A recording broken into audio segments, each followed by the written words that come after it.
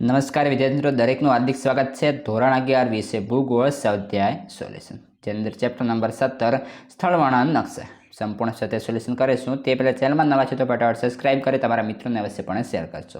અન્ય વિષયમાં અથવા તો તમારા કોઈ પણ અન્ય ચેપ્ટરનું જે સ્વાધ્યાય સોલ્યુશન બાકી છે તે સંપૂર્ણ આપણી ચેનલ પર ઉપલબ્ધ છે, જે તમે વિડીયોના જે પ્લેલિસ્ટ આપણી ચેનલ છે ત્યાંથી પણ મેળવી શકો છો, અથવા તો આ વિડીયોના ડિસ્ક્રિપ્શનમાંથી પણ તેની લિંક મેળવી શકો છો. તો મિત્રો શરૂ કરીએ. પહેલો પ્રશ્ન છે, નીચેના પ્રશ્નોનો સવિસ્તર જવાબ લખો. જેની અંદર પહેલો પ્રશ્ન છે, સ્થળવાળા નકશો એટલે શું, તેને વિગતે જાણકારી આપો. તો જવાબ જોઈએ તો કે નકશા વિજ્ઞાનમાં સ્થળવાળા નકશા મહત્વનું સ્થાન ધરાવે છે. માપ પ્રમાણેના નકશાઓમાં મોટા માપના નકશા તૈયાર થાય છે. મોટા માપના નકશાના પેટા પ્રકારમાં સ્થળવાળા નકશાનો સમાવેશ થાય છે. સ્થળવાળા નકશામાં નાના ભૌગોલિક વિસ્તાર ઉપર રહેલા પ્રાકૃતિક તત્વો તથા સાંસ્કૃતિક તત્વોની માહિતી આપવામાં આવે છે. તેને સ્થળવાળા નકશા કહે છે. તેમાં સ્થળ વિશેનું સંપૂર્ણ વર્ણન હોય છે. માનવ જીવન અને ભૌગોલિક પરિસ્થિતિ વચ્ચેના પારસ્પરિક સંબંધોનું અર્થઘટન અને મૂલ્યાંકન સ્થળવાળા નકશામાં જે છે વિશદ રીતે થાય છે.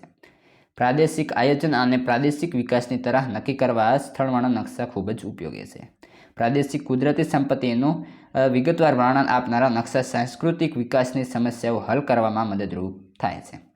આ પ્રકારના નકશાની જરૂરિયાત 1991ની અંદર ફ્રેન્કે સૂચવી હતી. ભારતમાંથી સર્વે ઓફ ઇન્ડિયા ઉત્તરાખંડની અંદર આવેલી છે એ દ્વારા સ્થળવાળા નકશા તૈયાર કરવામાં આવે છે. નકશામાં ભૂપૃષ્ઠ ઉપરની અનેક પ્રાકૃતિક અને સાંસ્કૃતિક વિગતો દર્શાવવા માટે ચોક્કસ પ્રકારના ચિહ્નો વપરાય છે, જેને રૂઢ સંજ્ઞાઓ કે સાંકેતિક ચિહ્નો કહે છે. આ સંજ્ઞાઓની મદદથી સ્થળવાળા નકશાનું વાંચન કરી શકાય છે અને પછી જ તેનું અર્થઘટન થઈ શકે છે. અર્થઘટન કરવા માટે કેટલાક મુદ્દા ધ્યાનમાં લેવામાં આવે છે, જે આ પ્રમાણે છે. જેમ કે પહેલું છે પ્રારંભિક માહિતી, પ્રાકૃતિક તત્વો અને સાંસ્કૃતિક તત્વો અને ઉપસહાર. પ્રશ્ન 2, સ્થળવાળા નકશામાં અર્થઘટન માટે કઈ વિગતોનો સમાવેશ કરવામાં આવે છે, સમજાવો. તો જવાબ જોઈએ તો કે પ્રત્યેક સ્થળવાળા નકશામાં ઘણી વિગતોની માહિતી આપવામાં આવે છે. આ વિગતોને સમજવી ખૂબ જ જરૂરી છે. કુદરતી અને માનવ સર્જિત તત્વોને ઓળખવા માટે તેમની ચોક્કસ સંજ્ઞાઓ નક્કી કરવામાં આવે છે. આ સંજ્ઞાઓની મદદથી સ્થળવાળા નકશાનું વાંચન કરી શકાય છે અને પછી તેનું અર્થઘટન થઈ શકે છે. અર્થઘટન કરવા માટે નીચે મુજબના મુદ્દા ધ્યાનમાં લેવામાં આવે છે. જેમાં પહેલો છે પ્રારંભિક માહિતી, પ્રાકૃતિક તત્વો, સાંસ્કૃતિક તત્વો અને ઉપસહાર. તો જોઈએ પ્રારંભિક માહિતી. પ્રારંભિક માહિતીમાં નકશા વિશેની સામાન્ય વિગતો હોય છે. તેમાં નકશાનો સૂચકાંક, મુખ્ય અને પેટા પ્રદેશો, સર્વેક્ષણ તથા પ્રકાશન વર્ષ, અક્ષાંશીય અને રેખાંશીય વ્યાપ, ચુંબકીય નમન, ઊંચાઈનો એકમ વગેરે વિગતો આપવામાં આવે છે. આ બધી અને અન્ય વિગતો નકશામાં આપેલી હોય છે. બીજું છે પ્રાકૃતિક નકશો. પ્રાકૃતિક તત્વોની માહિતીમાં પ્રદેશના ભૂપૃષ્ઠ વિગતો આપવામાં આવે છે. ઊંચા નીચા પ્રદેશો, ભૂપૃષ્ઠના ઢોળાવ, શિખરો, ઉચ્ચ પ્રદેશો, મેદાન વગેરે ભૂમિ સ્વરૂપોનો ખ્યાલ આપવામાં આવે છે. ત્યાર પછી જળ પ્રણાલી, વનસ્પતિ પ્રદેશો વગેરેની વિગતોનો સમાવેશ કરવામાં આવે છે. સાંસ્કૃતિક તત્વો. સાંસ્કૃતિક તત્વોમાં શહેરી અને ગ્રામ્ય વસાહતો, પરિવહન, દૂરસંચારની વ્યવસ્થાઓ, ખેત પ્રદેશો, સિંચાઈ વગેરેના વિગતોને ખ્યાલ આપવામાં આવે છે. રૂઢ સંજ્ઞાઓ અને સાંકેતિક ચિત્રો દ્વારા ભૂસપાટી ઉપર રહેલી વિગતો નકશામાં દર્શાવવામાં આવે છે. તેમાં રંગ અને ભૌમિતિક આકૃતિઓનો ઉપયોગ થાય છે. અને અંતે છે ઉપસહાર. તો કે સ્થળવાળાના નકશામાં વાંચન કર્યા પછી તેના અર્થઘટનની ટૂંકી માહિતી આપવામાં આવે છે. રૂઢ સંજ્ઞાઓ અને રંગો દ્વારા જે પ્રાકૃતિક અને માનવ સર્જિત તત્વો દર્શાવવામાં આવ્યા છે તેનું અર્થઘટન થઈ શકે છે કે નહીં તેનો ઉત્તર અહીં મૂકવામાં આવે છે. સમગ્ર પ્રદેશની વિગતો અહીં મૂકવામાં આવે છે. આગળ છે પ્રશ્ન 2, નીચેના પ્રશ્નના મુદ્દાસર જવાબ લખો. જેમાં પહેલો પ્રશ્ન છે, સ્થળવાળા નકશા નિર્માણ કાર્યના તબક્કા જણાવી પ્રથમ તબક્કાની નોંધ લખો. તો જોઈએ તો કે સ્થળવાળા નકશા દ્વારા જે તે પ્રદેશથી સંપૂર્ણ માહિતી ચોકસાઈપૂર્વકના સર્વેક્ષણ દ્વારા રજૂ કરવામાં આવે છે. ભારતમાંથી સર્વે ઓફ ઇન્ડિયા દ્વારા સ્થળવાળા નકશા તૈયાર કરવામાં આવે છે.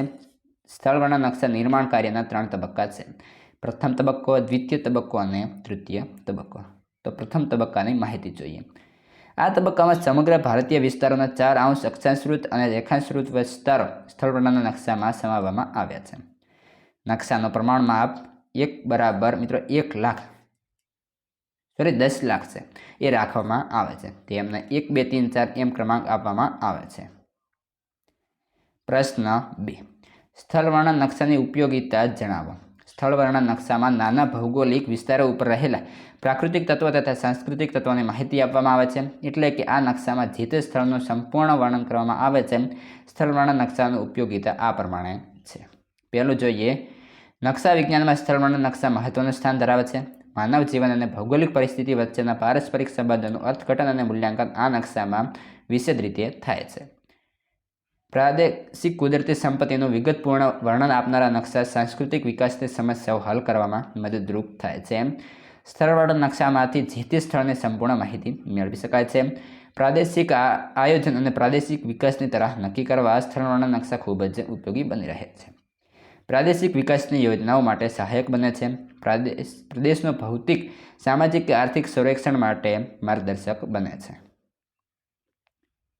પ્રશ્ન 3, નીચેના પ્રશ્નોના સંક્ષિપ્તમાં ઉત્તર લખો. મિત્રો અહીં સંક્ષિપ્ત છે, તમે થોડું જોઈ લેશો. પહેલો પ્રશ્ન છે કે સ્થળવાળા નકશાની વ્યાખ્યા આપો.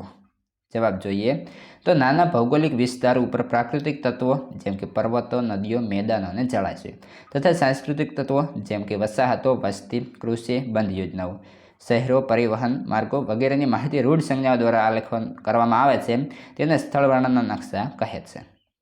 ટૂંકમાં કહીએ તો તે નકશા દ્વારા જે તે સ્થળની સંપૂર્ણ માહિતી ચોકસાઈપૂર્વકના સર્વેક્ષણ દ્વારા રજૂ કરવામાં આવે છે તેને સ્થળવાળાના નકશા કહે છે. પ્રશ્ન 2, સ્થળવાળાના નકશાનો સૂચકાંક એટલે શું? તો પ્રદેશોની વિગતો વધુ ચોકસાઈપૂર્વક બતાવી શકાય તે હેતુથી પ્રત્યેક ડિગ્રી નકશાના વધુ 16 પેટા વિભાગમાં પાડવામાં આવે છે. પ્રત્યેક નકશાના વ્યાપ 15 મિનિટ અક્ષાંશથી 15 મિનિટ રેખાંશ હોય છે. પ્રત્યેક ડિગ્રી શીટ નકશા A ના 16, B ના 16, C ના 16 એ રીતે આગળ પ્રમાણે ગણતરી મુજબ કુલ 256 નકશા તૈયાર થાય છે. નકશાને આ પદ્ધતિ પ્રમાણે જે છે આપવામાં આવેલા નકશાનો સૂચકાંક કહે છે. પ્રશ્ન 3, સ્થળવાળા નકશામાં સાંસ્કૃતિક તત્વોમાં કઈ કઈ વિગતોનો સમાવેશ થાય છે? સ્થળવાળા નકશામાં સાંસ્કૃતિક વિગતોમાં વસાહતો, વસ્તી, કૃષિ, બંધ યોજનાઓ, શહેરો, ગામડાઓ, નગરો, પરિવહન માર્ગો વગેરે વિગતોનો સમાવેશ થાય છે. પ્રશ્ન 4, સ્થળવાળા નકશામાં પ્રાકૃતિક તત્વો એટલે શું? સ્થળવાળા નકશામાં પ્રાકૃતિક તત્વો તરીકે પર્વતો, નદીઓ, મેદાનો, ઉચ્ચ પ્રદેશો, જંગલો, જળાશયો વગેરેનો ઉલ્લેખ થાય છે. પ્રશ્ન 4, નીચેના પ્રશ્નના ઉત્તર 1-2 વાક્યમાં લખો. જેની અંદર પહેલો પ્રશ્ન છે 1 ઇંચ 1 માઇલ પ્રમાણ માપ ધરાવતા નકશાને કયા નામે ઓળખવામાં આવે છે? તો 1 ઇંચ 1 માઇલ પ્રમાણ માપ ધરાવતા નકશાને 1 ઇંચના નામે ઓળખવામાં આવે છે. બીજું છે ભૂમિ સ્વરૂપોની ઊંચાઈ દર્શાવવા માટે સ્થળવાળા નકશામાં કઈ કઈ પદ્ધતિનો ઉપયોગ થાય છે? ભૂમિ સ્વરૂપોની ઊંચાઈ દર્શાવવા માટે સ્થળવાળા નકશામાં ચિત્રાત્મક અને ગાણિતિક એમ 2 પદ્ધતિનો ઉપયોગ થાય છે. ભારતમાં સ્થળવાળા નકશા તૈયાર કરતી સંસ્થા કયા નામે ઓળખાય છે? ભારતમાં સ્થળવાળા નકશા તૈયાર કરતી સંસ્થા ધી સર્વે ઓફ ઇન્ડિયાના નામે ઓળખાય છે. પ્રશ્ન 4, સ્થળવાળા નકશામાં ખેતીનું સૂચન કયા રંગ દ્વારા થાય છે? તો સ્થળવાળા નકશામાં ખેતીનું સૂચન પીળા રંગ દ્વારા થાય છે. પ્રશ્ન 5, આરક્ષિત જંગલો માટે કઈ રૂઢ સંજ્ઞા વપરાય છે? આરક્ષિત જંગલો માટે PF રૂઢ સંજ્ઞા વપરાય છે. પ્રશ્ન 6, નકશામાં જળ સ્વરૂપો દર્શાવવા માટે કયો રંગ વપરાય છે? નકશામાં જળ સ્વરૂપો દર્શાવવા માટે વાદળી રંગ વપરાય છે. પ્રશ્ન 7, સમોચ્ચ રેખાઓ વચ્ચે ઊંચાઈનો તફાવત કેટલો હોય છે? સમોચ્ચ રેખાઓ વચ્ચે ઊંચાઈનો તફાવત 20 કે 50 મીટર હોય છે.